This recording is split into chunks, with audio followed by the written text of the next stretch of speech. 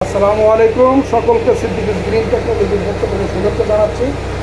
আমাদের gas saving solution এর piloting প্রকল্পে আজকে আমরা আসছি মিরপুর ইস্টার্ন হাউজিংয়ের 20 নম্বর বাড়ি, ব্লক নম্বর F11 নম্বর রোডে। এখানে ওনারা সিলিন্ডার গ্যাস ব্যবহার করেন। আমরা সিলিন্ডারটা ওজন করছি 14 কেজি 700 গ্রাম ওজন ছিল, এবং এইখানে আমরা গ্যাস সেভার সলিউশনটা দিয়ে এখানে রান্নাটা করছে। এই রান্নাটা মেবি 14 মিনিটের মতো হচ্ছে।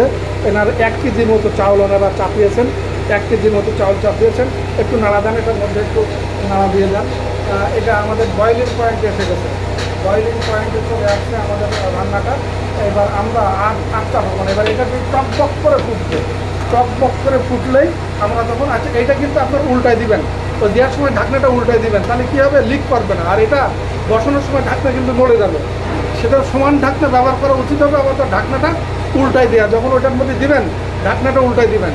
আচ্ছা, সম্মানিত দর্শক, একটু চিন্তা করেন, এইটা যদি ফ্যানটা জ্বালা হতো বা এই মাঠটা যদি ফেলে দেওয়া হতো, তাহলে এইটা তুলে এইখানে নামাতে হতো। ওই গরম পাতিল নিয়ে হাতের মধ্যে ভেপারগুলো লাগতো, ওই ফ্যানটা বা ওই মাঠটাও ছিটকায় গায়ে লাগতো, পায়ে লাগতো।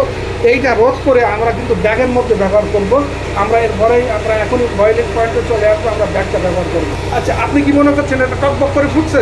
হ্যাঁ, হয়েছে। এবারে উল্টে যান, ঢাকনাটা উল্টে যান। এবার আপনি চলেন, আমরা এখানে 14-15 মিনিটের মতো ব্যবহার করলাম। গ্যাসটা বন্ধ করে দিলাম প্রথমে, তুলে এবার এইখান থেকে নিয়ে আমরা যাচ্ছি। এই যে আমাদের গ্যাস সেভিং সলিউশনের আর একটা পাঠা দেন, এটা হাত দিয়ে চারি সাইডটা ভাগ করে দেন। হ্যাঁ, আচ্ছা, এটা দিয়ে এই ব্যাগের মধ্যে, অর্থাৎ এটা হচ্ছে রান্নার একটা পার্ট, আমাদের গ্যাস সেভিং সলিউশনের আর একটা পার্ট। সেই পার্টটা হচ্ছে আমরা রান্না হাফ করবো, অর্থাৎ হাফও করি নাই।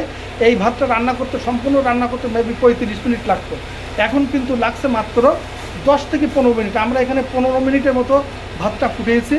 যেই টকবক করে ফুটছে সেই আমরা এই ব্যাগের মধ্যে দিচ্ছি, এবং তানাদেরকে আমরা অভ্যস্ত করাচ্ছি ওনারা কীভাবে এটা ব্যবহার করতে পারবেন। ওই দড়িটা ধরে টান দিবেন, এবার দড়িটা ধরে টান দেন, দুই দিকে টান দেন, দড়িটা ধরে দুই দিকে টান দিলে বকটা ক্লোজ হয়ে গেল।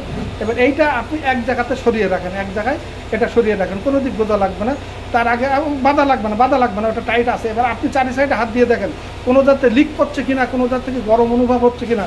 যদি গরম অনুভব হয় তাহলে বুঝবেন যে সেই জায়গা থেকে আমাদের এখান থেকে কোনো রকম লিক আছে। এখান থেকে লিক করলেও হবে না, লিক করলে যদি হিটটা বেরো হয়ে যায় হবে না। রান্নাটা কেন হচ্ছে, আমাদের যে পাতিল, ওই পাতিলের গায়ে যে তাপ আছে সেই তাপেই বাকি রান্নাটা হয়ে যাবে, এবং 8 থেকে 12 ঘন্টা খাবার গরম থাকবে। এখন এর আধুনিক 35 মিনিটে যেটা জ্বালাতো সেটা কিন্তু মাত্র জ্বালালো 15 মিনিট। এবার কিন্তু উনি দ্বিতীয় রান্নাটা শুরু করবেন। এবার উনি এখানে তরকারি রান্না করবেন। এই ভাতটা ততক্ষণে হয়ে যাবে, ভাতটা বের করে নিয়ে আবার এটার মধ্যে তরকারি দিতে পারবেন। এটাই ছিল আজকে আমাদের একটা সাকসেসফুল প্রোগ্রাম। আসসালামু আলাইকুম।